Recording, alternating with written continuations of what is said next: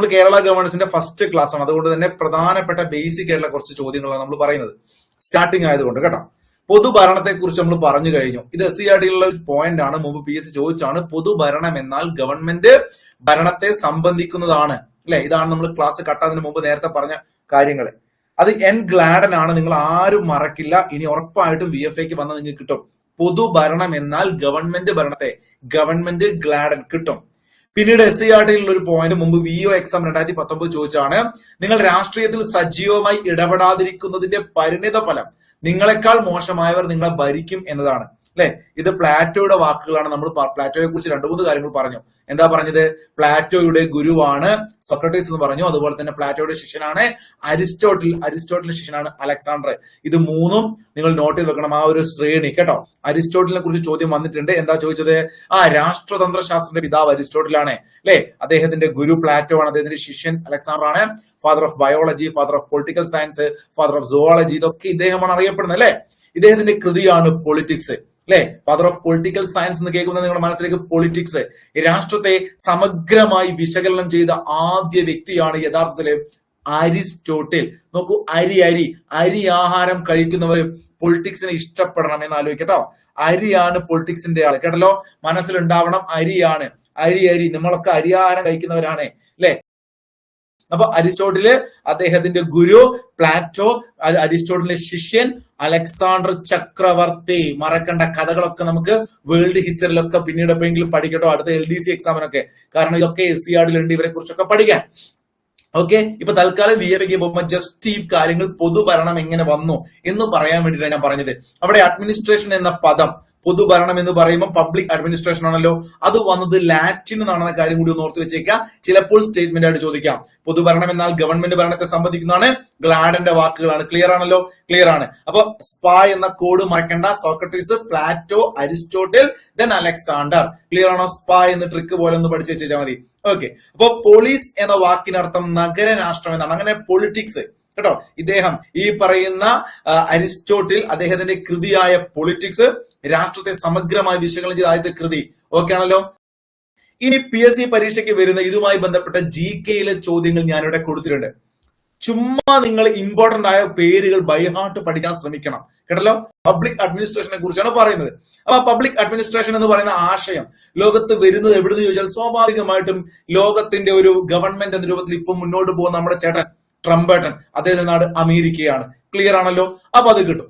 പൊതുഭരണത്തിന്റെ പിതാവായിട്ട് അതുകൊണ്ട് തന്നെ കരുതപ്പെടുന്നു വുഡ്രോ വിൽസൺ. വുഡ്രോ വിൽസൺ, ആലോചിക്കുക, ഭരിക്കുക വുഡ്രോ വിൽസൺ കേട്ടോ. ഒരു വുഡിന്റെ മുകളിൽ ഇരുന്നിട്ട് ഒരു വില്ലനാണ് ഭരിക്കുന്നത്.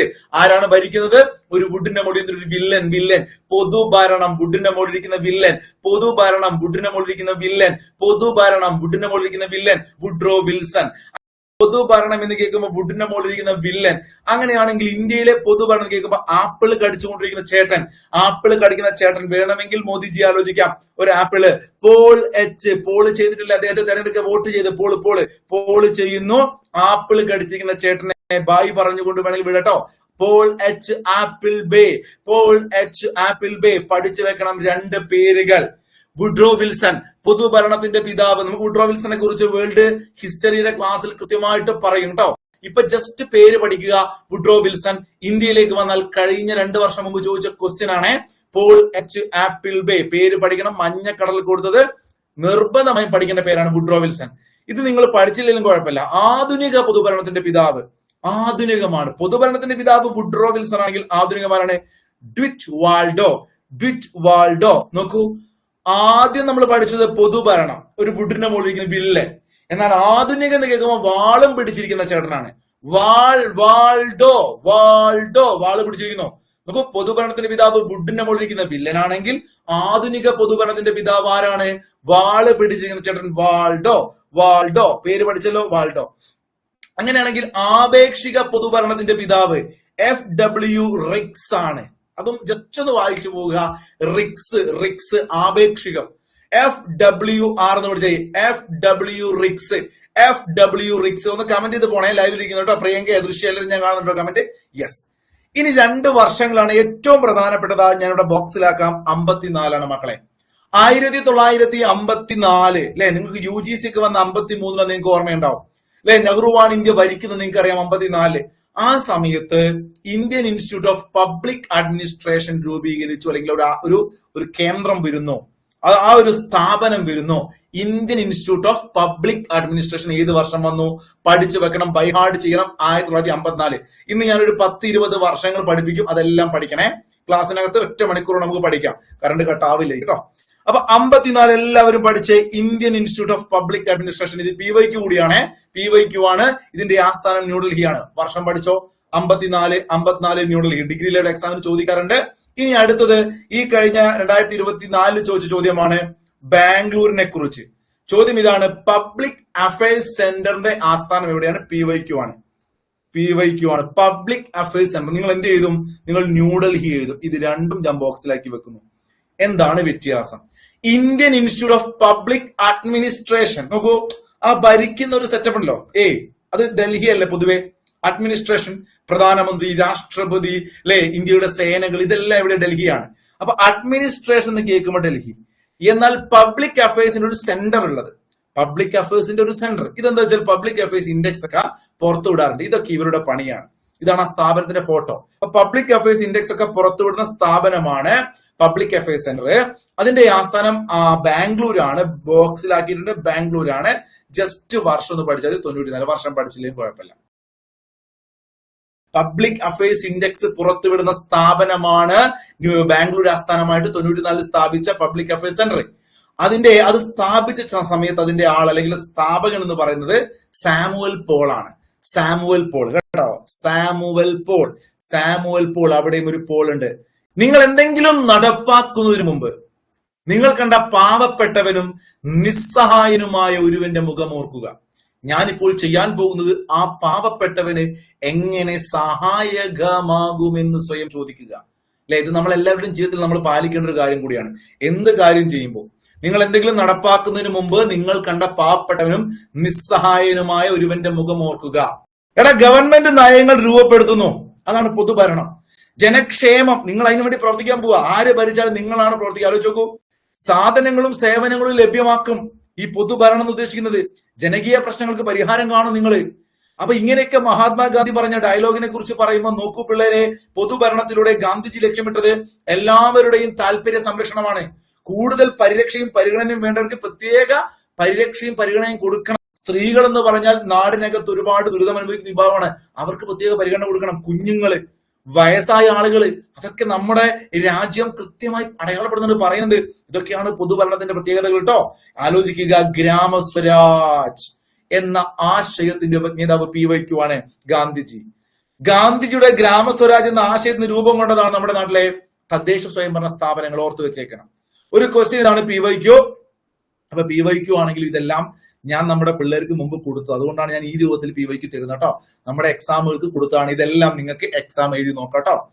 കേരള ഗവേണൻസിന്റെ ഒരുപാട് ചോദ്യങ്ങൾ നിങ്ങൾക്ക് നമ്മുടെ ആപ്പില് കുറച്ചായിട്ട് ഇങ്ങനെ ആഡ് ചെയ്ത് തരും. നിങ്ങൾക്ക് അതൊക്കെ എഴുതി നോക്കാം. ഇപ്പൊ ക്ലാസ്സിൽ ഇരുന്ന് പഠിക്കുമ്പോൾ ഒക്കെ കിട്ടും, സൂപ്പർ ആയിരിക്കും.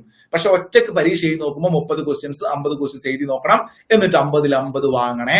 ക്ലാസ്സിലിരിക്കുന്ന ചോദ്യങ്ങളൊക്കെ നിങ്ങൾക്ക് എക്സാം ആയിട്ട് തരുന്നുണ്ട്. ഓക്കെ ആണല്ലോ? ഈ PDF കൂടാതെ ഇത് ക്വസ്റ്റ്യൻസ് ആക്കി തരും.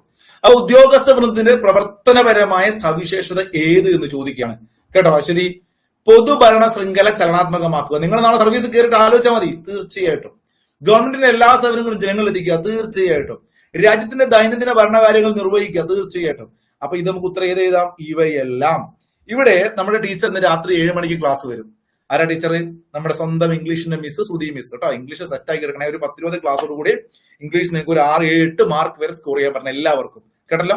ആത്മാർത്ഥമായിട്ട് പഠിക്കാം. മാക്സിമം നിങ്ങൾക്ക് ഇംഗ്ലീഷിൽ മാർക്ക് സ്കോർ ചെയ്യാൻ പറ്റും എന്താണെങ്കിലും. അപ്പോ ടീച്ചർ പറയുണ്ടാവും, അല്ലെങ്കിൽ ഞാനൊന്ന് പറയാം. ഞാൻ എപ്പോഴും നമ്മുടെ പിള്ളേരെ പഠിപ്പിക്കുന്ന ഇംഗ്ലീഷ് ഞാൻ കുറച്ചൊക്കെ കൈകാര്യം ചെയ്യാറുണ്ട്. ഇപ്പൊ ബി യൂറിയ യു ക്രേസി എന്നാ ഞാൻ പഠിപ്പിക്കാറ്. ഇത് എഴുതി പഠിച്ചാൽ നിങ്ങൾക്ക് ഒരു മാർക്ക് കിട്ടും. ബി എന്ന് എഴുതുക. അത് പണ്ട് തൊട്ടേ ഞാൻ പഠിക്കുന്ന ട്രിക്കാണ്. ഒരുപാട് ട്രിക്ക് ഉണ്ട്. ഇങ്ങനത്തെ ടൈപ്പ് ഓഫ് ദ ഇന്ത്യയിലാണ് ഞാൻ ഇംഗ്ലീഷ് പഠിപ്പിക്കാറ്. ബി യൂറിയ എന്നിട്ട് യു എന്ന് എഴുതുക, ക്രേസി എന്ന് എഴുതുക. കാരണം എനിക്ക് ഇങ്ങളെ പോലെ അല്ല, എനിക്ക് ഇംഗ്ലീഷ് ചെയ്ത് അറിഞ്ഞൂടാ കേട്ടോ. എനിക്ക് ഇംഗ്ലീഷ് ചെയ്ത് അറിഞ്ഞൂടാ. അപ്പൊ ബി യൂറിയ യു ക്രേസി എന്ന് ഞാൻ പണ്ടേ പറയാ. ബി യൂറിയ യു ക്രേസി മറക്കണ്ട, ബാക്കി നമുക്ക് പിന്നെ പഠിക്കാം. ബൂഷാസി ഉണ്ട്, ബൊക്കെ ഉണ്ട്, ബൊക്കെയൊക്കെ സൂപ്പറാ. ബൊക്കയിലൊക്കെ പോയിട്ട് പരീക്ഷ ബൊക്കെ അന്വേഷിച്ചെടുക്കണം. വാക്കം, ബൊക്ക, ഈ വാക്കം ഞാൻ ഈ പ്രൊനൗൺസിയേഷൻ സെറ്റാകത്തോണ്ട് നിങ്ങൾ തെറ്റിദ്ധരിക്കണേ. ചിലപ്പോ അങ്ങനെ നയിക്കില്ല പറയാം. ഇംഗ്ലീഷ് പിന്നെ എടുക്കില്ല, ടീച്ചർ ഞാൻ ചീത്ത പറയൂ. അപ്പൊ ഞാനേ അയ്യോ ദേവിക്കസില്ല ഹിഷി ഇറ്റിന് യെസ് ഉണ്ട് എന്ന് പാടുക ചെയ്യാം പണ്ടേ. അപ്പൊ കഴിഞ്ഞ ദിവസം എറണാകുളത്ത് വെച്ചിട്ട് മിസ്സിനെ കണ്ടു ഞാൻ. അപ്പൊ മിസ്സിനെ കണ്ട് സംസാരിച്ച് ഞാനിങ്ങനെ മിസ്സിനോട് പറഞ്ഞു, മിസ്സേ നിങ്ങൾ ഈ എസ് ഇട്ട് പഠിപ്പിക്കല്ലോ, ഈ ഓക്സിലറി വെർബൊക്കെ പഠിപ്പിക്കുന്ന സമയത്ത് നമ്മള് എസ് എങ്ങനെ വരും, ഡസും ഡൂവും പഠിപ്പിക്കുന്ന സമയത്ത് എങ്ങനെ വരും പിള്ളേർക്ക് കൺഫ്യൂഷൻ ഉണ്ടാകുമ്പോൾ നിങ്ങൾ ഗ്രാമർ പറയും. എനിക്കറിയില്ല മിസ്സേ. ഞാൻ പറയാ ഐ യു ദേ വി, ഇതിന് എന്ത് വരില്ല, ഐ എഴുതുക കോമ യു എഴുതുക ദേ വി, എസ് ഉണ്ടാവില്ല, വേറെ ഒന്നുമില്ല മിസ്സേ, എനിക്കറിയില്ല.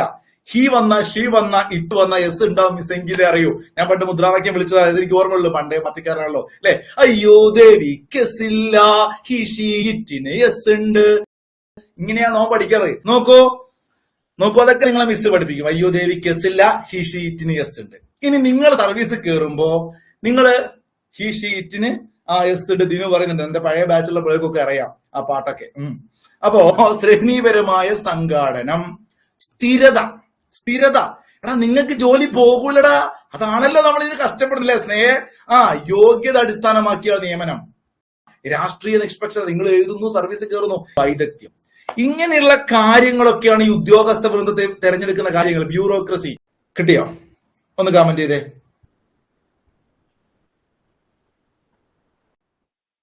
ഇതാണ് ഉത്തരം കിട്ടിയില്ല. Be very good. എന്തുകൊണ്ടില്ല? രാഷ്ട്രീയ പങ്കാളിത്തം ഒരിക്കലും അതിന്റെ സവിശേഷതകൾപ്പെട്ടതല്ല. സെറ്റല്ലേ? രാഷ്ട്രീയ നിഷ്പക്ഷതയാണ്. യെസ്. അടുത്തതാ നമ്മുടെ സ്വന്തം APJ സാറ്. മകളെ ഈ ഡയലോഗൊക്കെ ഞാൻ തമാശക്ക് ഒരുപാട് ഡയലോഗ് പറഞ്ഞു, നിങ്ങൾ പഠിക്കണേ. ഒരു ഡയലോഗ് നിങ്ങൾ എന്തെങ്കിലും നടപ്പാക്കുന്നതിന് മുമ്പ് ഗാന്ധിജി പറഞ്ഞു, പൊതുഭരണം എന്നാൽ ഗവൺമെന്റ് ഭരണത്തെ സംബന്ധിക്കുന്നത്, ഗ്ലാഡൻ പറഞ്ഞു. പിന്നെന്താ പറഞ്ഞത്? നിങ്ങൾ രാഷ്ട്രീയത്തിൽ സജീവമായി ഇടപെടാതിരിക്കുന്നതിന്റെ പരിണത ഫലം നിങ്ങളെക്കാൾ മോശമായവർ നിങ്ങളെ ഭരിക്കും. ഇത് 4 PYQ ആണ് പിള്ളേരെ. ഇനി നിങ്ങൾ പറയാൻ പോകുന്ന ഇതും PYQ ആ. ഏതാ സാധനം? ഇത് 2024 23 അങ്ങനെ ചോദിച്ചു, കൊറോണയ്ക്ക് ശേഷം. സുതാര്യവും ചുറുചുറുക്കുമുള്ള ഗവൺമെന്റ് പദ്ധതി, എല്ലാവരിലും സുരക്ഷിതമായും വേഗത്തിലും ഡിപ്പാർട്ട്മെന്റ് തലത്തിലുമുള്ള തടസ്സങ്ങളില്ലാതെയും എത്തുന്ന വിവരങ്ങൾ, അല്ലെ? എല്ലാ പൗരന്മാർക്കും യാതൊരു പക്ഷഭേദവും ഇല്ലാതെ വ്യക്തമായ സേവനം ലഭ്യമാക്കുന്ന പദ്ധതി. APJ അബ്ദുൽ കലാം ഈ ഗവേണൻസ് കുറിച്ച് പറഞ്ഞു. അങ്ങനെയുള്ള സംവിധാനവുമായി ബന്ധപ്പെട്ടുകൊണ്ട് നമ്മൾ രൂപം നൽകിയ ഒരു സംരംഭമാണ് അക്ഷയ. ഇത് SCERT ആണെങ്കിലും അക്ഷയെ കുറിച്ച് PSC ചോദിക്കുന്ന 3 ചോദ്യങ്ങളിലൂടെ ഞാൻ കൊടുത്തിട്ടുണ്ട്. അക്ഷയ പദ്ധതി ഉദ്ഘാടനം ചെയ്യപ്പെട്ട ജില്ല മലപ്പുറമാണ് ആദ്യമായിട്ട് കേരളത്തിൽ വരുന്നത് കേട്ടോ. അവിടെ നമുക്ക് ഈ അക്ഷയയും കുടുംബശ്രീയും എപ്പോഴും പ്രശ്നമാണ്. നിങ്ങൾക്ക് പ്രശ്നമുണ്ടോ എന്ന് എനിക്കറിയില്ല. ജിംഷ, ഷനോജെ, ശിവപ്രിയ, എന്നാണ് നമ്മുടെ കുടുംബശ്രീ നിലവിൽ വന്നത്? അതൊന്ന് കമന്റ് ചെയ്ത് നിങ്ങൾ കുടുംബശ്രീ ഒന്ന് കമന്റ് ചെയ്ത്. അക്ഷയ വരുന്നു 2002, അക്ഷയ വരുന്നു 2002, അക്ഷയ വരുന്നു 2002. ഓക്കെ ആണോ? APJ അബ്ദുൽ കലാം സാറാണ് അത് ഉദ്ഘാടനം ചെയ്തത്. ഓക്കെ ആണല്ലോ? യെസ്. നിങ്ങൾ കമന്റ് ചെയ്തിട്ടുണ്ട്. 98 മെയ് 17 അല്ലെ കുടുംബശ്രീ ദിനമാണല്ലോ. അപ്പൊ 1998 കുടുംബശ്രീ മലപ്പുറത്ത് ഉദ്ഘാടനം ചെയ്യുന്നത്? അടൽ ബിഹാരി വാജ്പേയി. ആരാണ്? നമ്മുടെ വാജ്പേയി ആണ് കേട്ടോ. ഇത് വ്യത്യാസം മനസ്സിലാക്കണം. കുടുംബശ്രീ വാജ്പേയി ആണെങ്കിൽ ഈ ഗവേണൻസിന്റെ ഭാഗമായിട്ടുള്ള അക്ഷയ വരുന്നു, അത് മലപ്പുറത്താണെങ്കിൽ അത് APJ ആണ്. വാജ്പേയി 98, കുടുംബശ്രീ മാറരുത്. AB വാജ്പേയി, APJ അബ്ദുൽ കലാം, രണ്ടും ഒരേ കാലഘട്ടമാണ്. 2002 അക്ഷയ, 98 കുടുംബശ്രീ. തെറ്റിക്കരുത്, ഉറപ്പിച്ച് പഠിക്കുക. VFAക്ക് ഉറപ്പായിട്ട് വരുന്ന മാർക്കാണ്. APJ അക്ഷയ 2002. ഓക്കെ ആണല്ലോ? അഖിലേന്ത്യാ സർവീസുമായി ബന്ധപ്പെട്ട ശരിയായ പ്രസ്താവനകൾ കണ്ടെത്തുക. അഖിലേന്ത്യാ സർവീസുമായി ബന്ധപ്പെട്ട ശരിയായ പ്രസ്താവനകൾ. കേന്ദ്ര സർവീസിൽ മാത്രം നിയമിക്കപ്പെടുന്നു. നിങ്ങൾ കമന്റ് ചെയ്യണം. ഇന്ത്യൻ ഫോറസ്റ്റ് സർവീസ് അഖിലേന്ത്യാ സർവീസിന് ഉദാഹരണമാണ്. ഇന്ത്യൻ അഡ്മിനിസ്ട്രേറ്റീവ് സർവീസിന്റെ തലവൻ ക്യാബിനറ്റ് സെക്രട്ടറിയാണ്. ക്വസ്റ്റ്യൻ കാണുമ്പോൾ നമുക്ക് അറിയാത്തത് ഉണ്ടാവും അതിനകത്ത്, സ്വാഭാവികമായിട്ട് സ്റ്റേറ്റ്മെന്റിലെ. അറിയുന്ന ഒന്ന് പിടിച്ചാൽ മിക്കവാറും എനിക്ക് കിട്ടാറുണ്ട് നമ്മുടെ ലോജിക് ഒക്കെ വെച്ചിട്ട്. അപ്പൊ ഇവിടെ കേന്ദ്ര സർവീസിൽ മാത്രമാണോ അഖിലേന്ത്യാ സർവീസ്? അത് അറിയണമെങ്കിൽ നമ്മൾ ഇത് പഠിക്കണം. ഇതാണ് അഖിലേന്ത്യാ സർവീസ്. SCERT ഈ ഒരു ബോക്സ് സ്ഥിരമായിട്ട് ചോദ്യം PYQ വരുന്നതാണ് കേരള ഗവേണൻസിൽ. ഇപ്പൊ ജസ്റ്റ് ഒന്ന് പറഞ്ഞു പോവാം. നോക്കൂ, ഓൾ ഇന്ത്യ സിവിൽ സർവീസിനെയാണ് നമ്മൾ അഖിലേന്ത്യാ സർവീസ് എന്ന് വിളിക്കുക. എന്നാൽ സെൻട്രൽ സർവീസ്, കേന്ദ്ര സർവീസ് രണ്ടും രണ്ടാണ്. ശ്രദ്ധിക്കണം, കേന്ദ്ര സർവീസ്, സെൻട്രൽ സർവീസ്, അഖിലേന്ത്യാ സർവീസ് വേറെ, സ്റ്റേറ്റ് സർവീസ് അഥവാ സംസ്ഥാന സർവീസ് വേറെ, മൂന്നെണ്ണമാക്കി നമുക്ക് ഇന്ത്യൻ സിവിൽ സർവീസിനകത്തുള്ള ഉദ്യോഗസ്ഥന്മാരെ തിരിക്കാം. ക്ലിയർ ആണോ പറഞ്ഞത്? ഒന്ന് അഖിലേന്ത്യ, രണ്ടും ഒന്നല്ല മക്കളെ, ഒന്നല്ല. ആതിരാരാമേ, മനസ്സിലായോ? രണ്ടും ഒന്നല്ല. നമ്മളെ മനസ്സിൽ ഇത് ചില ആളുകൾക്ക് ഇത് എത്ര പഠിച്ച തലയിൽ കയറൂല. കേന്ദ്രം വേറെ, IAS IPS എന്നൊക്കെ പറയുമ്പം കേന്ദ്രവുമായിട്ട് ബന്ധമുണ്ട്. പക്ഷെ അത് കേന്ദ്ര സർവീസ് അല്ല, അത് അഖിലേന്ത്യാ സർവീസ് ആണ്. ഓക്കെ ആണല്ലോ? അറിയാം നിങ്ങൾക്ക്. എന്നാലും പരീക്ഷയ്ക്ക് ചിലപ്പോൾ നെഗറ്റീവ് അടിക്കും.